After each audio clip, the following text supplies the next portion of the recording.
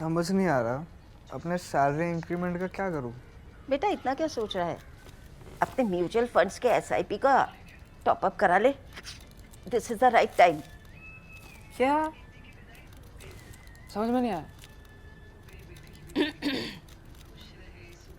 बेटा इतना क्या सोच रहा है? अपने म्यूचुअल फंड्स का एसआईपी टॉपअप करा ले। This is the right time. अब समझा।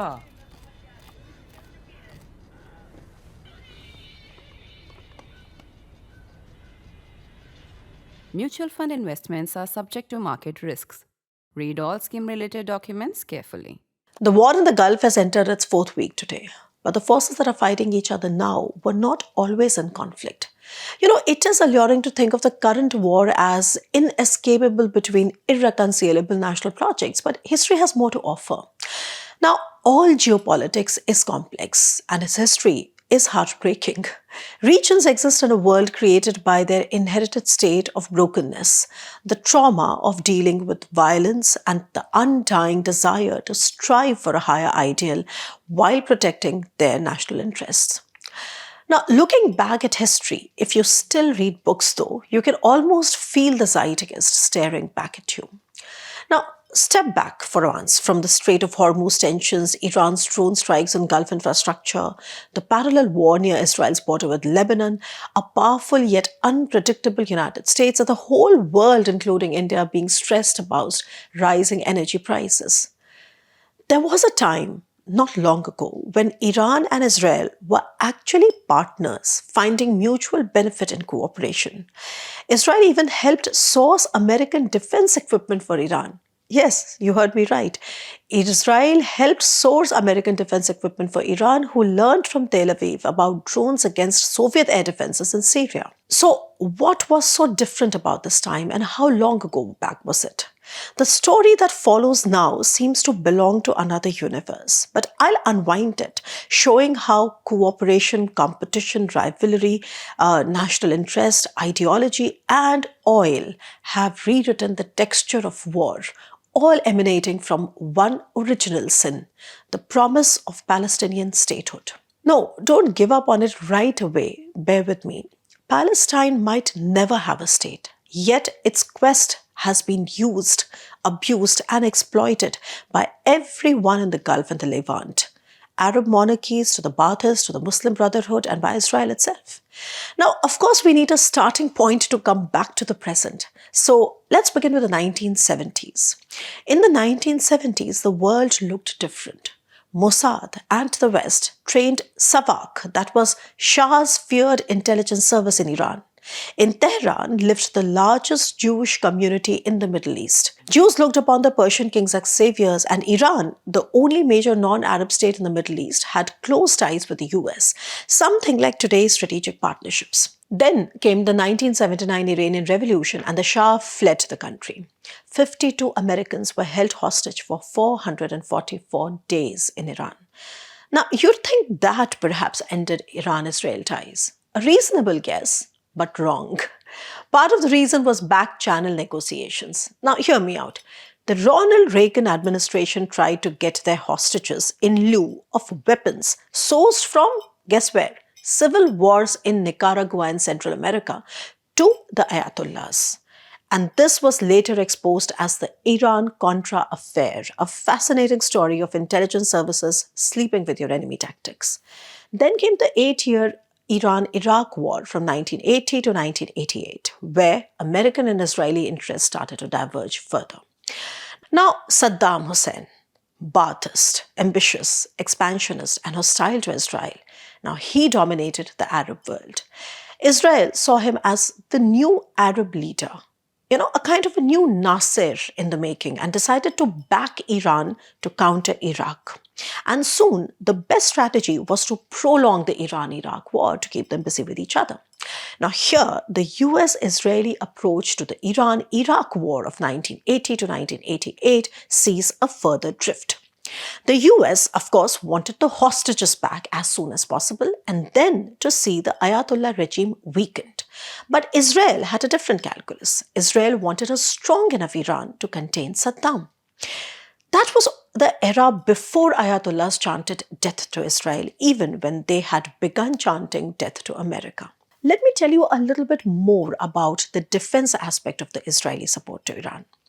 Israel supplied Iranian spare parts for Iran's 200 F-4 Phantom fleet, which was the best fighter of that time, which Iran had acquired during the West-friendly regime of the Shah.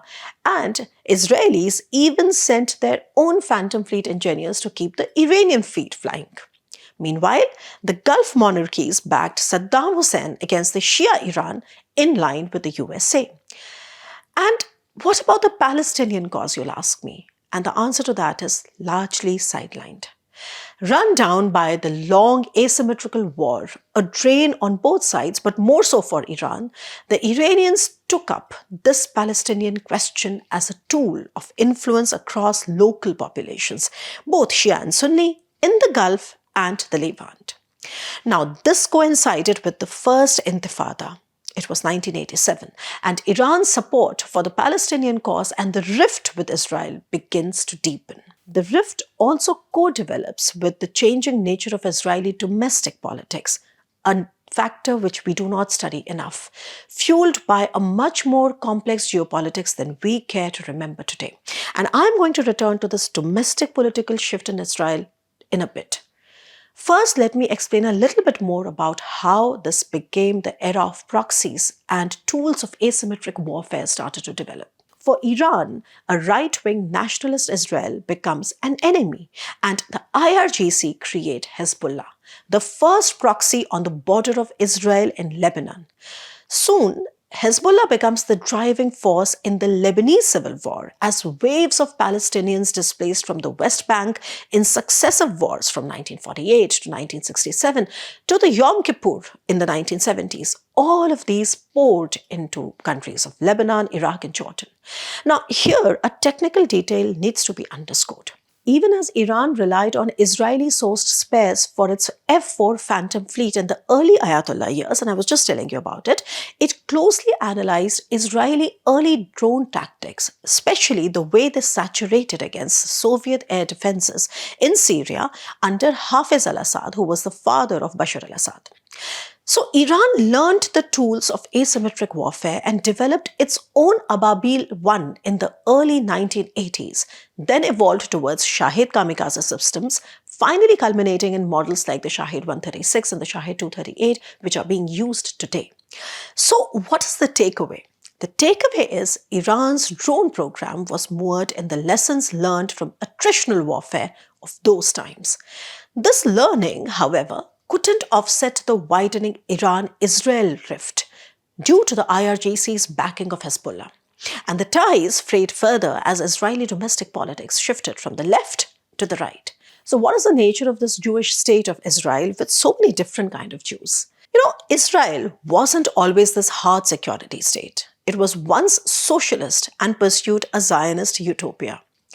From 1948 to the 1980s, Israeli governments were dominated by socialist, largely European Jews, which were called Ashkenazis, who had fled the Holocaust seeking a homeland. Their vision blended early Zionism with socialism, a state open to all Jews, protective, and almost, in that sense, utopian. So, in this era, socialism and Zionism were not mutually exclusive. They blended. It came from Europe's educated socialist circles shaped by the trauma of the Holocaust. And if you look closely, this sort of aligned with a broader post-World War II trend. Europe itself leaned socialist. I can give you examples with leaders like Helmut Schmidt in Germany, Mitterrand in France, and Philip González in Spain, alongside similar trends across countries like Italy, Greece, Portugal, and the Netherlands. But then Israel wasn't homogeneous either. There were non-elites too. For example, the non-elite Sephardic and Mizrahi Jews, mainly from the Middle East, felt excluded from the Ashkenazi dominance which came from Europe and gravitated toward nationalism when opportunity arrived to assert themselves. Now, that opportunity arrived with, with the fall of the Berlin Wall and the collapse of the Soviet Union, when a large influx of ex-Soviet Jews reshaped the demographics of the Israeli region. aligning with the non-elite groups, and I gave you two examples, they drove politics towards a harder security stance opposed to Iran and its proxies. Now, the distinctive feature of the Israeli right is framing the Israeli statehood project, in effect at least, as irreconcilable to coexisting with the Palestinians. Now, at this stage, this is the best I can offer to summarize a non-linear narrative and an extremely complex interplay of military, economic, political, and ideological discourse in a warring region, which has forever remained in penance. But before I end, a word on Gulf wallification. You know, the rich monarchies of the Gulf largely steered clear of the turbulent Levant, because Levant was stirred by Ba'athist regimes in Syria and Iraq and Lebanon's civil war, the revolutionary Iran, and the Israeli statehood.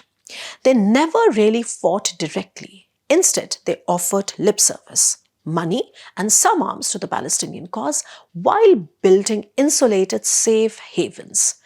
They suppressed all kinds of revolutionary zeal, from the Arab Spring to the Muslim Brotherhood, and the only outlier here is Qatar with the support of Turkey, but definitely that is another story for another day. Yes, the rich monarchies did impose an oil embargo during the Yom Kippur War of 70s, but never really sent anybody to die for Palestine. Meanwhile, Syria, Iraq, Jordan, and Lebanon fought for their own stakes, and Levant turned into a perpetual battleground of proxies, unstable until this day. Palestinians were the spark of unrest, and yet remained orphaned throughout. Their cause, used by regimes, dictatorships, and political movements to justify power, was a proxy for all, but embraced by none. Now, to the question, will there ever be a Palestinian state? Let's try to answer. The only Israeli leader, the prime minister, willing to offer meaningful concessions was Yitzhak Rabin. And you know what happened to him? He was assassinated by an Israeli extremist. And my reading is there will never be another Rabin. You know why? Because decades of war, loss, and trauma have hardened Israel, creating a political military class that constantly sells the obliteration of Iran and its proxies as the only way out. And that is why the ongoing war in the Gulf region today carries a final solution mindset, although it looks unlikely whether it will result in one, and that is again a different topic. So the original sin will keep the region from its last sweet bite, that is, and I'll be back to discuss more about it. Stay tuned.